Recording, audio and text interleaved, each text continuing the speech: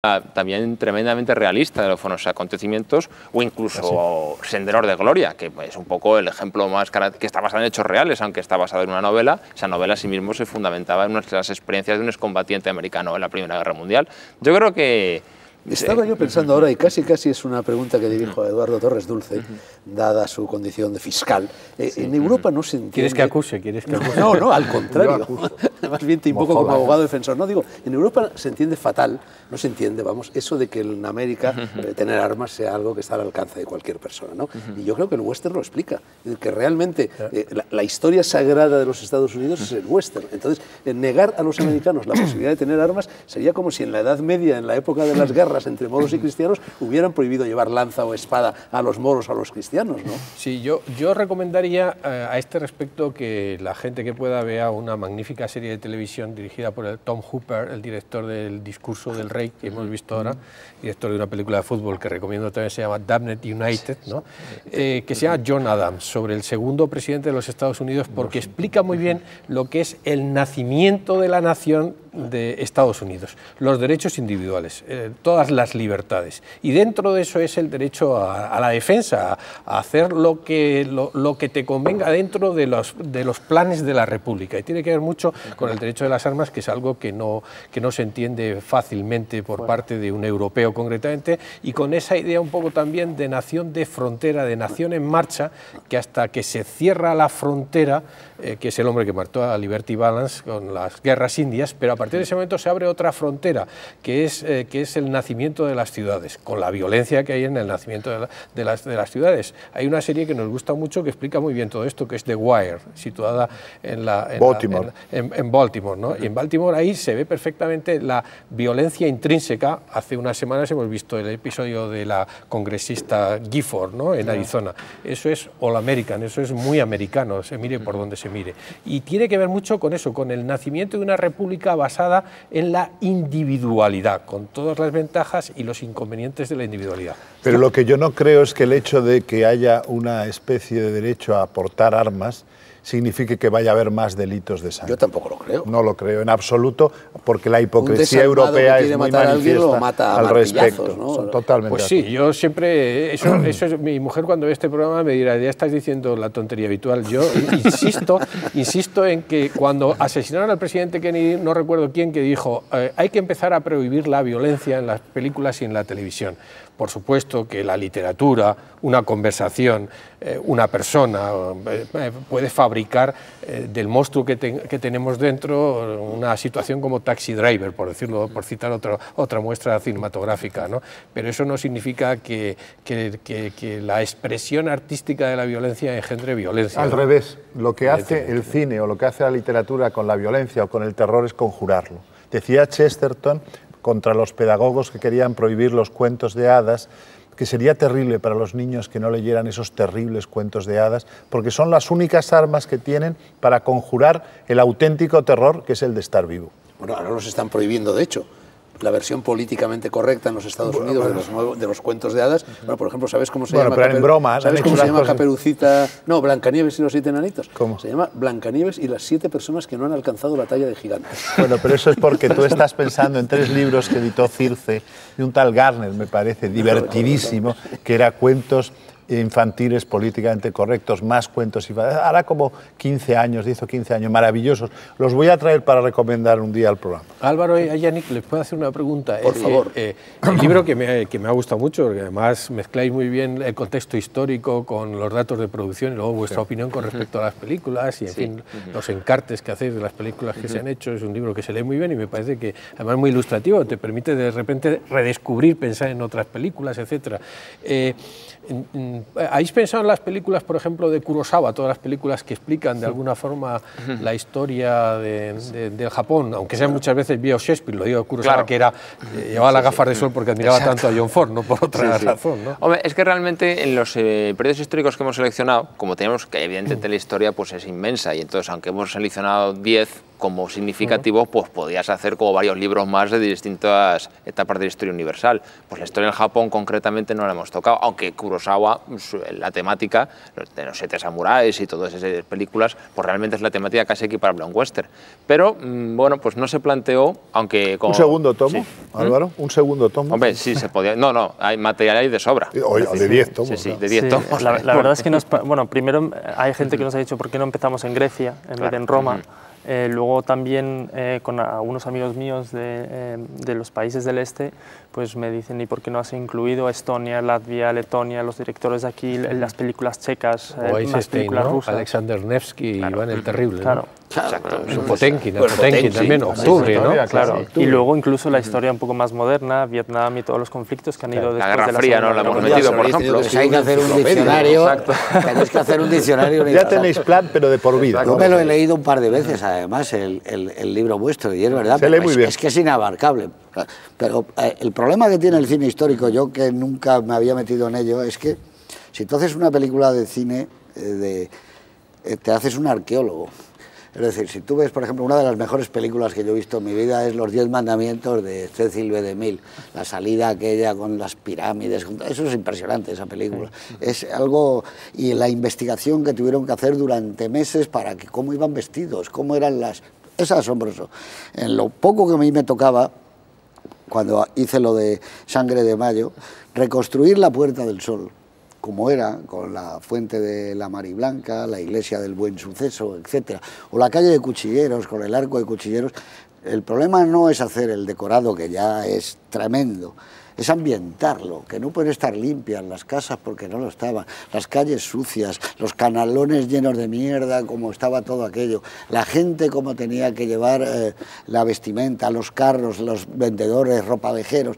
Hacer todo eso es algo que no te puede quitar la perspectiva de que luego tienes que hacer la película, y que hacer la película implica el ritmo. Por eso yo digo Los 10 mandamientos, que tú ves la película, la metes ahora en el DVD un día por la tarde, y cuando le están entregando las tablas de la ley, coño, ya llega el telediario, se ha hecho de noche, son las 9:30, dice, y ha pasado en un soplo.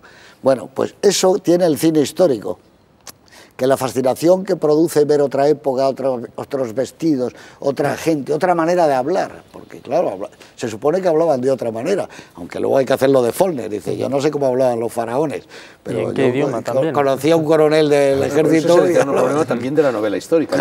¿Cómo es eso? El riesgo del pastiche. Y se hablan de usted, vos creíais que... o no, vete a saber cómo se hablaba. Pero es una maravilla. Alguien dijo que la novela histórica no era más que una novela fantástica que intentaba evitar los anacronismos. Yo creo que tampoco hay que darle mayor importancia al detalle. Ahora hay que cuidar las cosas, pero en el fondo estás haciendo fantasía también. Acabas de definir algunos libros de historia también. En este momento. Claro, pero el libro de historia pasa lo mismo. Hay, por ejemplo, los western, habéis hablado antes. Hay una letra western. Directed by John Ford. Las letras western son especiales. Sí. Y hay letras tú decías, del Imperio Romano, y hay letras de los griegos. Y música. Se ha ido creando todo. Ahora, si tú ves una película como, por ejemplo, por poner que es reciente, Los 300, y ves de Zack Snyder. Sí, pero tú ves la primera está más o menos siguiendo muy fiel, como se supone que fue lo de Leónidas y cómo defendían el desfiladero de las Termópilas. Y entonces, si no lo ves así, mal asunto. Y dices, vamos a ver, ¿cómo 300 pueden parar al ejército de los persas? ¿Cómo era el desfiladero? ¿Habría algo que ellos dominaban? Todo eso lo tienes que ver. El cine histórico tiene eso. Si haces la de Cortés, como dice Eduardo, que yo creo que es imperdonable que no se haya hecho en España una película sobre Hernán Cortés. O sea, bueno, pues habrá que sacarlo de Otumba, y habrá que sacar cómo eran las batallas y cómo le quita el estandarte. Eso habrá que verlo. Y es muy complicado. ¿Cómo iban los mexicanos esa película? Sí, la harán, y desde otro punto de vista, porque nosotros tenemos un complejo. Y los suyos. Pero el cine se puede hacer de muchas formas. Yo estoy pensando ahora en dos películas situadas en la época napoleónica. Citáis Los duelistas, que es una película que me parece fascinante. Sí, pero también una buena adaptación del cuento, del relato de Conrad, ¿no? La primera película, o de las primeras de Ridley Scott, ¿no? Que es Master and Commander, que es una adaptación de alguna novela de Patrick O'Brian. A mí me parece una obra maestra absoluta, y cada vez que la veo todavía es más. y ojalá que la gente pueda verla alguna vez en cine, en una pantalla grande, que es donde esa película te salpica de sal, de humanidad. A mí me parece extraordinaria. Peter Weir, cuando ha venido ahora aquí a España, le he hecho una pequeña entrevista porque me gustaba conocerlo y él me ha dicho, bueno, la película no recaudó dinero, pero no recaudó lo suficiente para hacer una secuela, y eso me ha mantenido 7 años intentando sacar adelante la película. La contraparte es La inglesa y el duque, la película de Eric Romer, en la que pintó los decorados, en la que utilizó una técnica para abaratar. Y Eric Romer me decía, al final casi me salió más cara que si voy a hacer una adaptación más clásica en cuanto a los elementos, vamos a decir, estructurales. Pero él quería dar esa sensación de representación teatral, de pequeñas conversaciones de cámara. Y probablemente ninguna película hablará más de los horrores, de la violencia vía Chateaubriand, de la Revolución Francesa, de qué se perdía y qué se ganaba, de la injusticia que la inglesa... Me parece una película admirable esa. Luego hay un tema, Fernando, que es el complejo.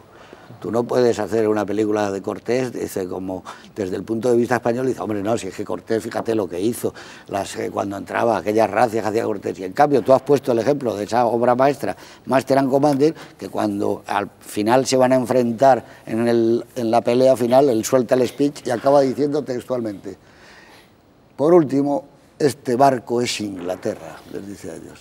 Y eso es así, que te dice, coño, les crea algo realmente asombroso, eso es la épica, dice, y esto es Inglaterra, y vamos a luchar. Claro, aquí dices, ¡ay! Empiezan a decir... Aquí dices, este barco es España, bueno, ya empiezan a decir... el barco inmediatamente. De hecho, una de las cosas que estudiamos fue precisamente la diferencia entre cómo había tratado el colonialismo el cine anglosajón y el cine español. El cine anglosajón es una exaltación permanente de la labor inglesa. Es decir, las películas de Gungadin o Tres lanceros bengalíes, aunque luego llega ya un tipo de cine más crítico en el colonialismo, sin embargo es de exaltación permanente sobre la labor colonial inglesa, anglosajona. Sin embargo, de hecho, el descubrimiento de América es como gafe en el mundo del cine, es decir, porque realmente, salvo La misión, que bueno, pues sí fue palmarador en Cannes, creo, Otro tanto a favor de la industria, que las películas de las reducciones jesuíticas la tengan que hacer, los ingleses. En este caso ingleses. ¿no? O sea, pero siempre ha sido un argumento muy gafe. Hace un momento hablabais de los 300, hablabais de Grecia. A mí siempre me ha llamado la atención porque Roma ha sido uno de los grandes filones del cine histórico. Se han hecho infinidad de películas sobre Roma y en cambio se prestaba muy poca atención a Grecia. ¿Por qué? No, también se han hecho en la época Peplum, hay muchas películas sobre muchas de Hércules. Pero más de la mitología. Ulises se ha hecho 1000 veces, pero la mitología. Yo creo que es un tema de mitología e historia, ¿no? Es casi pero más es verdad fácil que uno no agarrar. recuerda fácilmente una novela de los amores entre Pericles y Aspasia, por ejemplo, ¿no? De hecho, la guerra de Troya. Alejandro Magno sí. Sí. Ese espanto que ha hecho el amigo del gorila rojo, ¿cómo se llama? Oliver Stone. El espanto del Oliver Stone hizo una película horrorosa. Alexander, sí, la verdad es que no. Es muy difícil porque en la mitología del cine, digamos, de los grecios, hay menos carne que en el Imperio Romano. Es que yo creo que Roma tiene mucho morbo. Le ha tocado mucho Shakespeare también, ¿no? Julio César, Marco Antonio, ahí hay mucha... Oye, pero está la Ilíada, están las guerras con los persas, está Alejandro Magno... Pero yo creo que, por ejemplo, primero no creo que sea tan abrumador el número de películas sobre Roma con respecto al de Grecia. No creo que sea tan abrumador. Pero por otra parte también veo que en Roma siempre hay una especie como de ensoñación fantástica de los occidentales acerca de la supuesta libertad sexual romana, de los desenfrenos romanos. Pues anda que en Grecia... No, en Grecia no te creas. No, en Grecia es más cutre en ese sentido. Tú hace un momento, uno no se imagina las orgías griegas, siempre son las orgías romanas. Pero, por ejemplo, hay una película... Eran muy aburridas esas relaciones, eran puramente magistrales. Hay una obra maestra con un sentido del humor finísimo, que es Hércules y la conquista de la Atlántida de Vittorio Gotafavi, que esa es una joya, y en cambio tiene una mirada distinta de cómo debe ser el cine histórico. Es Hércules que de repente... Porque es mitológico. Es mitológico, pero con una mirada distinta, que es la que tenía Gotafavi. Pero mitológico. También Egipto es un país mitológico y pues hay todo un libro publicado por Grecia, ¿no? Por cierto, nunca me has dicho si te gusta Sinué, la película.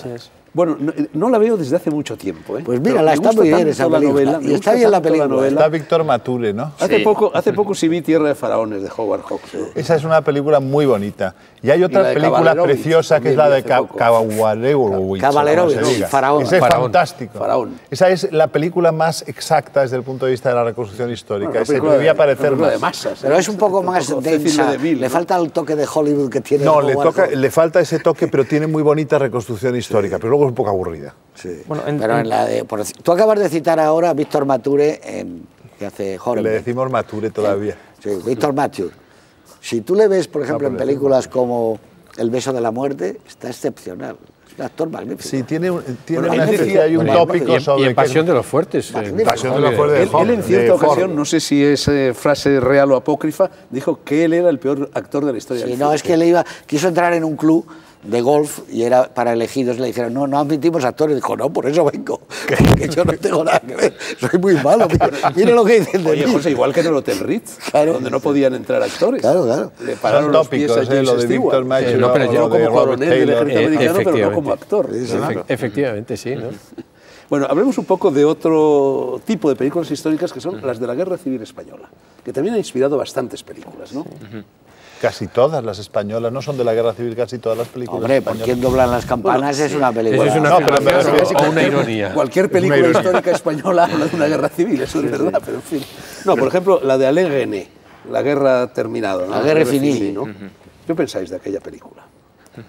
Yo creo que visto ahora no se sostiene.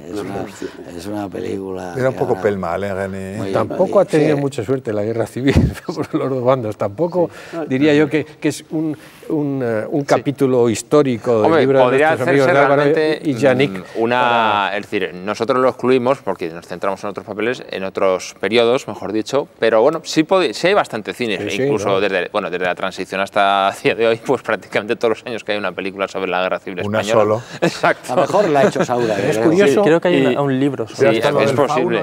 Y luego, bueno, durante la época, sí, documentales hay mucho. Y además, las de Patino, claro. La mejor es la de Carlos Saura. Pero uno ve las fotos de Carmela. Hay Carmela, los documentales de la guerra.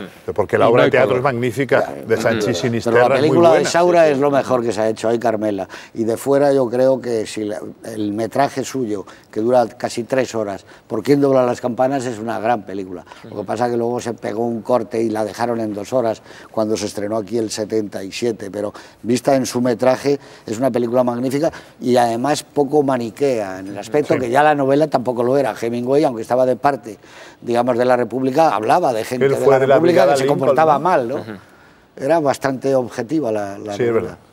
Yo creo que en general faltan bastantes periodos. Incluso Roma, que hablasteis antes, pues casi todo se centra alrededor del imperio. Pero la Roma republicana, por ejemplo, claro, pero porque no tiene ese morbo que añade el imperio, el poder absoluto, la disolución de costumbres, que era mentira absoluta. Pero hay grandes historias, muchas películas romanas donde no aparece ninguna orgía, que son casi películas blancas para niños. No te creas, siempre hay una especie de un cierto Shakespeare, morbo. ¿tú crees que pone mucho Shakespeare en ese terreno? No, Shakespeare lo que pone es... Lo digo porque Julio César, raro es el que no quiere hacer el cine Julio César, ¿no? O Marco Antonio y Cleopatra. Lo ha hecho hasta Charlton Heston. Es maravillosa. Hombre, y en el periodo imperial nace el cristianismo, que eso también muchos peplum en los años 50, Quo Vadis o Ben-Hur, pues están relacionados con el nacimiento del cristianismo y luego Rey de Reyes, o sea, el la Biblia. Exacto, es decir, o sea, que realmente... Pero se basaban en novelas importantísimas como las del cardenal Wiseman o como la de... no, ¿cómo se llamaba el de Ben-Hur? Wallace. Louis Wallace. Incluso Julio César la ves ahora, en blanco y negro, y no está tan bien. Además, toda la primera parte, que es la más bonita, con los estandartes, las banderas, muy mussoliniano, todo aquello, que hay ese aire que le da Mankiewicz. Luego la película se remansa y se hace una película muy tediosa. Pero es mucho mejor Cleopatra, de Mankiewicz. Cleopatra es muy buena. Las adaptaciones de Shakespeare siempre funcionan en el cine. Yo no sé si en mi caso es, fascinación por la palabra escrita por Shakespeare, pero todas las películas basadas en obras de Shakespeare a mí me han gustado. A mí es difícil que no me guste porque si se repite la palabra de Shakespeare ya es algo, para mí es palabra de Dios, palabra de Shakespeare, ¿no? Sí. Hace poco volví a ver el Hamlet de Laurence Olivier, ¿no? Y bueno, es un poco tedioso, un poco lento, no es de las mejores, pero bueno. Pero fíjate, las 4 horas y media que dura el Hamlet de Kenneth Branagh, Se te pasan en media hora. A mí me gusta más el de Kenneth Branagh que el de Laurence Olivier. A mí también, a mí me gusta más el de Kenneth Branagh. Pero que el de Kenneth Branagh... ¿Ves cómo nos gusta lo moderno también? No, Kenneth Branagh a mí también me gusta. No, bueno, eso es una discusión que tengo en el programa este que tenemos en Radio Cowboys de Medianoche. Todos los años, al finalizar el programa, les demuestro que al cabo del año hay como entre 20 y 25 películas como mínimo muy interesantes. Yo también estoy de acuerdo con Le digo y dice, esa no la he visto, ¿no? Sí. Entonces, No, pero es que antes eran 250. Yo estoy de acuerdo en que el porcentaje es que era entre mayor. los años 30 y los años 50 hasta el 60 puede haber, sin exagerar, unas 3.000 obras maestras, que ningún arte ha hecho eso. Eso es ni cierto. la pintura, ni la escultura, ni el teatro, ni la música. Es Pero, que por estamos ejemplo, hablando fijaos- de cantidades enormes al año que se hacían, pero ya no de las de los maestros, empiezas a mirar en cine negro, en peplums, en películas musicales. Era asombroso. La Estoy creatividad. completamente de acuerdo con que la Y ahora pueden densidad ser era 20. brutal de obras Bueno, maestras. pues también había una Pero industria muy porque es que el poderosa, cine- claro, que no existía. Claro, estaba detrás el todo el El sistema de aparato. estudios también Es que hacía el mucho. sistema de estudios ahora, Claro. los estudios ya no existen, Exacto. pero distribuir, por ejemplo, Warner, pues que distribuye al cabo del año 20, 30 películas, entonces eso no es nada de punto comparación con las que Yo lo con las digo un que poco fabricaban como los brutal, estudios en ese momento, pero ¿no? todas las películas de los años 50 eran obras maestras. No, y sobre todo todas las de los mexicanas. 30 y los 40, Las sobre mexicanas todo son para mí. En los maravillosas. 50 ya hay Las algunas que no. españolas. Otro filón inagotable Uf, del cine histórico es el de nazis y judíos. Sí, nosotros inclusive, porque hay tanto cine de ello, nosotros dividimos el nazismo y la Segunda Guerra Mundial. Queríamos un poco hablar sobre el capítulo de entreguerras, que nosotros le llamamos el nazismo, que hay cine no tanto, y luego lo dividimos también, aparte la Segunda Guerra Mundial. Y hay algunas películas que nosotros, Álvaro y yo, tenemos unos gustos diferentes de cine a veces, del nazismo, ¿no? Sí, a mí me encanta exacto. Cabaret, Sí. y a ti, bueno... Bueno, a mí me chifla también Cabaret, pero también me gusta La caída de los dioses, que está desarrollada ahí y que a Yannick no le gusta tanto. Hombre, yo entiendo que es una película que Yo no a todo estoy el con mundo le Yannick puede ahí. llegar a gustar. Pero te hace sentir... Me gusta más Cabaret también. Sí, no, a mí me gusta también. mucho más Cabaret. Pero Sí, esta a mí película, también. que no me gusta, yo creo que es bonito verlo, porque te hace sentir lo que tenía que haber sido ese periodo. Y eso no es malo tampoco, aunque no te guste tanto, de una manera pues comercial, dices, ostras, estoy sintiendo lo que tenía que haber sentido en ese entonces.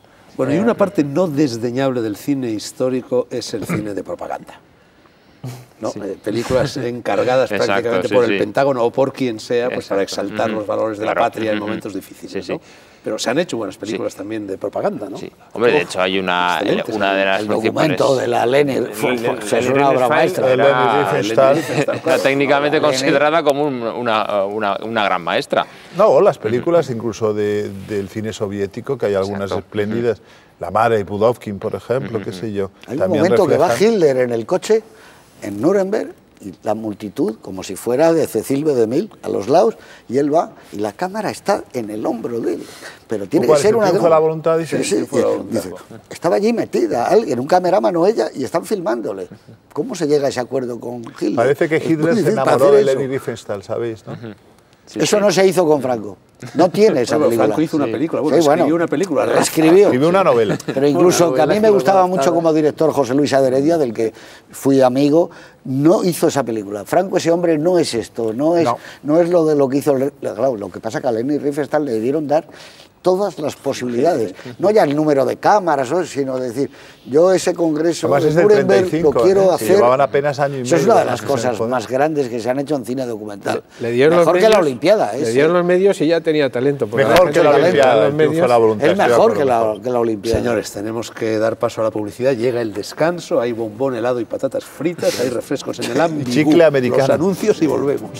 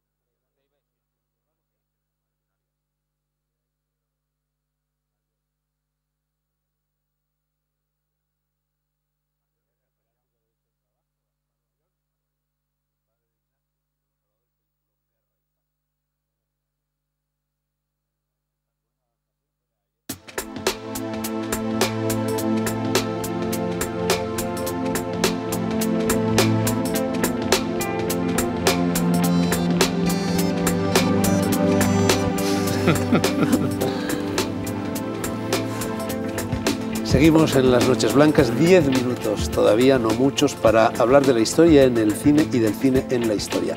Ha llegado el momento de recomendar libros, tenéis muchos sobre la mesa. José Luis.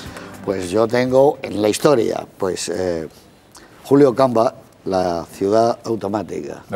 Me parece que es algo asombroso el Nueva York que él recoge. Pero sobre todo las ideas son de una modernidad que cuando él está hablando, por ejemplo, la literatura habla de ahora, pues de todos los grandes escritores que hay, desde Sinclair Lewis, todo esto, y dice, no, la buena es Anita Loos. Dice, los caballeros las prefieren rubias. Eso sí que es una literatura asombrosa, la libertad con la que está escrito este libro. Y luego tengo este otro, que también es de historia, naturalmente, que es Zatopek, Correr. Es la historia de Zatopek en un mundo que no le dejaba casi correr, donde al final le ponen, cuando llega lo de Dubček, y él firma a favor de Dubček, cuando pierde, claro, le ponen de basurero, de recoger la basura, y la gente salía en las calles de Praga y le aplaudía. Y los compañeros decían, tú no tienes que recoger nada. Luego le pusieron a cavar fosas y zanjas a Emil Zatopek, lo que fue este hombre, ¿no? Y describe muy bien el mundo donde se movía, las carreras, ese estado agónico en lo que él corría, la locomotora humana, con el mundo que le tocó vivir. No le dejaban ir a ningún lugar. Y, por ejemplo, cuando le hicieron una entrevista en París y dijo que le gustaba mucho, la transformaron y dijeron, París es la ciudad de perdición, es un horror. Bueno, no sé si has leído este libro de y el Murakami, libro este es un de Jan Echenov, una maravilla. maravilla. De Murakami, ¿de qué hablo cuando hablo de correr? Porque sabes que Murakami corre todos los días varias horas, y en cierta ocasión corrió un maratón de 100 kilómetros. Tiene una carrera que se corre, la de 100 kilómetros también, sí. Sí, pero eso hay que estar entrenado, ¿eh? Porque nos podemos quedar... Fernando, tú con toda la cantidad de pastillas que tomas al día, en el buen sentido de la palabra pastilla, 120 kilómetros. Tú corres 120 kilómetros, vamos, en un periquete. Eduardo, ¿qué libros nos traes? Pues el primero de todos, para mí, la mejor novela que he leído el año pasado, que es Patrick Modiano, El Horizonte. Esta es una maravillosa novela, no solamente porque está muy bien escrita, sino porque es recobrar una pequeña relación sentimental investigando qué ha sido de esa persona y de paso es como un mapa de París, un mapa sentimental, un mapa geográfico de París, ¿no? El segundo es un libro... ¿Otro París era una fiesta? Sí, pues sí, efectivamente. ¿No? Modiano me parece un escritor formidable. El segundo es un libro que mezcla biografía y viajes, que es una cosa que a mí me gustó mucho. Es un libro aquí editado recientemente, pero que se llama Nicholas Rankin, y es Robert Louis Stevenson, de Escocia a los mares del sur. Y recorre la biografía de Stevenson, los lugares, y Rankin va visitando esos lugares en el momento actual. Y si me permites, el último es un libro de cine, una magnífica biografía sobre Hitchcock, escrita por Patrick McGilligan, que es probablemente con McBride los dos grandes autores cinematográficos, escritores cinematográficos de Norteamérica y del mundo probablemente, y esta biografía es capaz de retomar la confusa y ambigua vida privada de Hitchcock y sus interacciones con sus películas. Me parece que es una obra maestra esta biografía de McGilligan sobre Hitchcock. ¿Quién lo ha editado? Bueno, curiosamente, TIB. Eduardo, Boris Izaguirre tiene un libro sobre la ambigua y confusa vida de Hitchcock. Está bastante no bien mal, el libro de mal. Boris Izaguirre. Sí. Luis Alberto. Bueno, pues vamos a ver. Yo voy a recomendar, el primer libro que recomiendo es El número de la Bella, de Emilio Pascual, en Balnera Literaria, un gran editor y un gran narrador que nos ofrece un fresco admirable histórico del siglo VIII. Ya sabéis que yo siempre me voy muy lejos. Y que tiene como protagonista pues, a una serie de monjes que se relacionan con Beato de Liébana. Pero a la vez también hay amores y es una especie como de recreación al estilo de Eco en El nombre de la rosa, de un mundo irremisiblemente perdido pero fascinante, sumido en la bruma de los tiempos, cual es el siglo VIII. El número de la Bella, de Emilio Pascual, Balnera Literaria. Después un libro delicioso que se llama Claros de B.K., B.K. siendo Buster Keaton, de Iván Carabaño, que recibí hace un par de días y que es delicioso porque lo que se limita es pues bueno, a reproducir escenas de películas de Keaton